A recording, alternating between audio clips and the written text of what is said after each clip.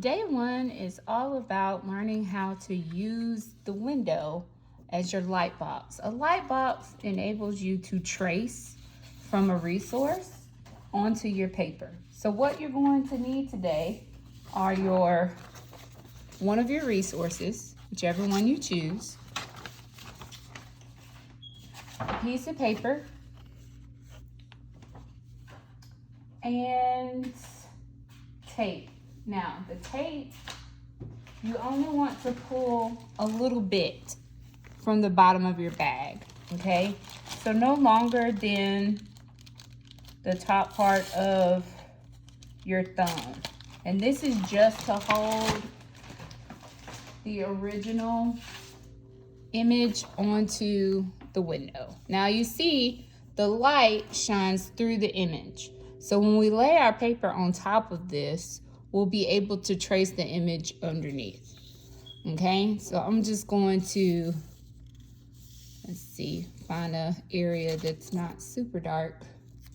Go ahead and tape that up there. Now this is masking tape, so it's not going to stick or pull anything off of the window. So we have a small piece of tape for the top of that.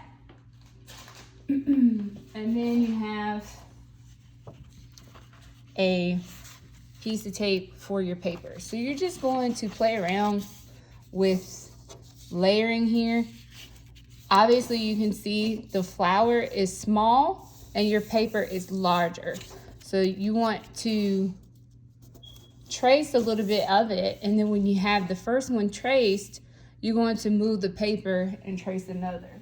So you get to be flexible with the composition and where you put the flowers on a page. Okay, so I'm going to begin tracing a little bit of it. I'm going to use a marker for the sake of the demo, but you need to use a pencil. You don't want to trace yours in marker. I'm only doing that so it'll show up enough for you to see what I'm doing.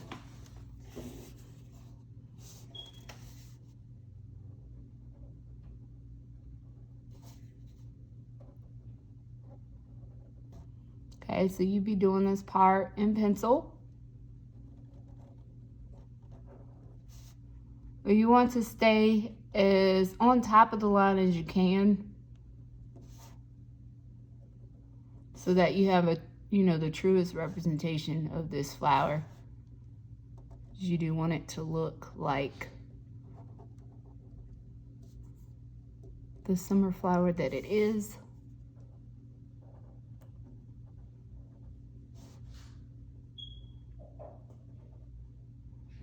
And I like to start at one side and work my way over. Notice that I'm tracing with long, smooth lines. Even if I miss a little bit of the line, don't freak out because it's not going to be perfect anyway. You just want a nice, smooth line here. You don't want to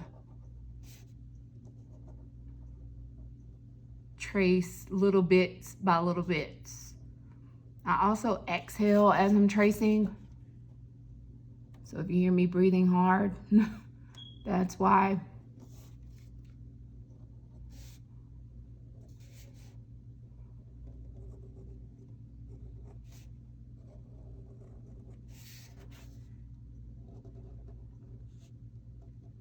And so I missed that line right there. I'm not gonna freak out, like I said. So I'm trying to do this with a broke foot. Make sure I didn't miss anything here.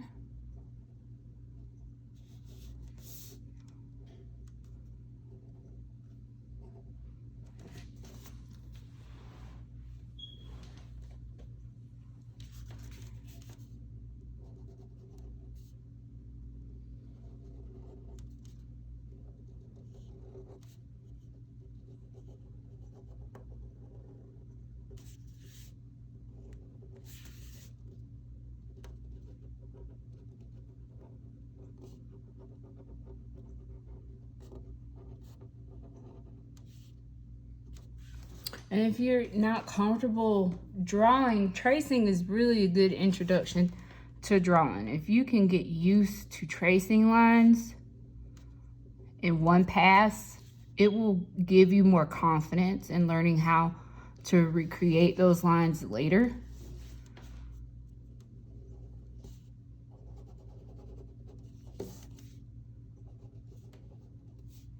Really off my mark there.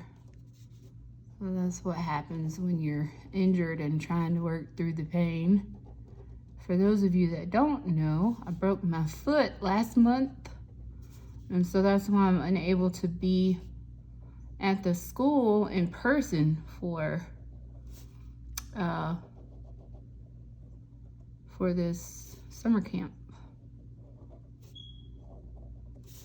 So it would probably be a lot easier to show in person, but we're just gonna make the best of the situation.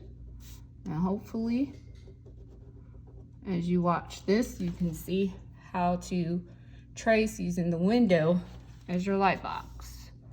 Now, because we are finishing this drawing out with oil pastels, this smaller part,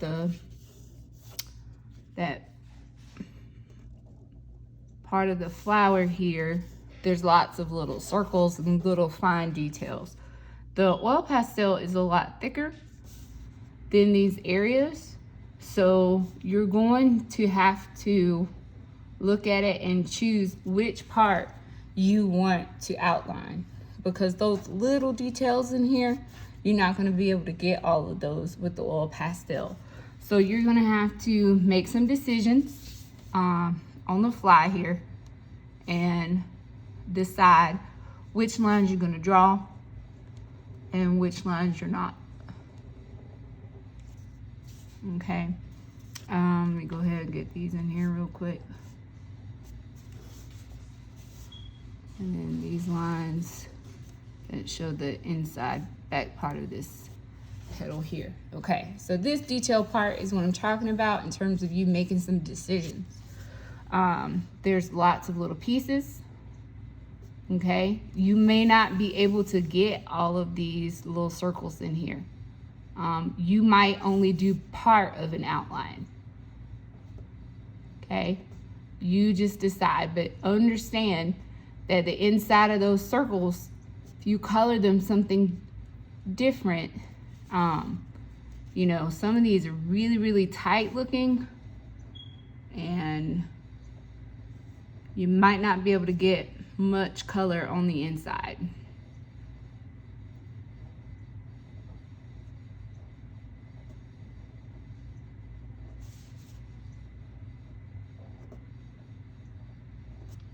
Okay, hopefully that's making sense to you.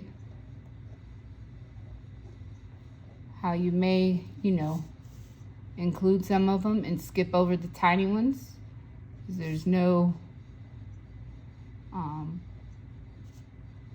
wrong way to do this here. You just have to use your judgment and keep going. So I'm gonna leave out some.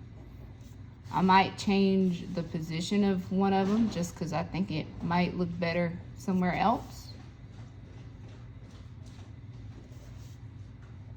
It might just be a circle or two here.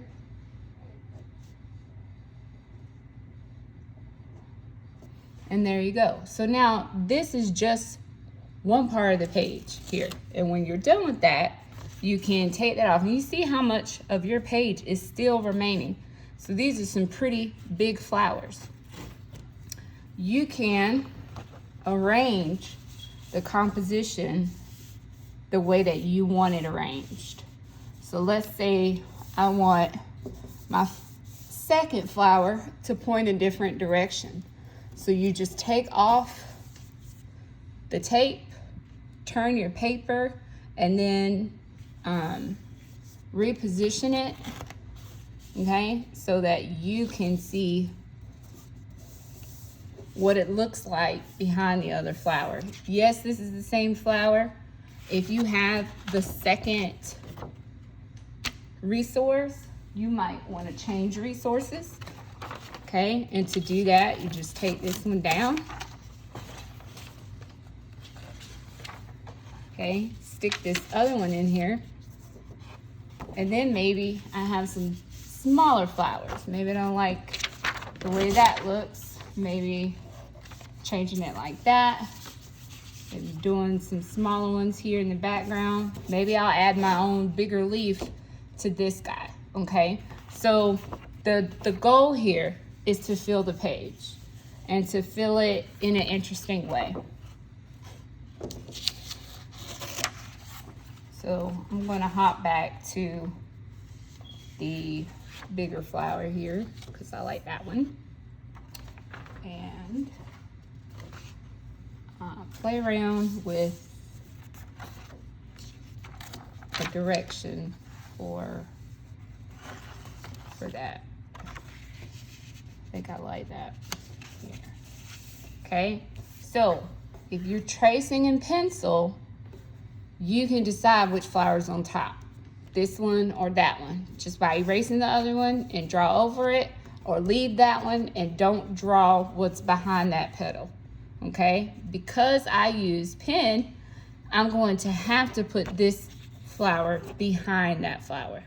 All right, I want to keep this video short, so I'm going to keep tracing, and I want you guys to go ahead and begin using your window as a light box.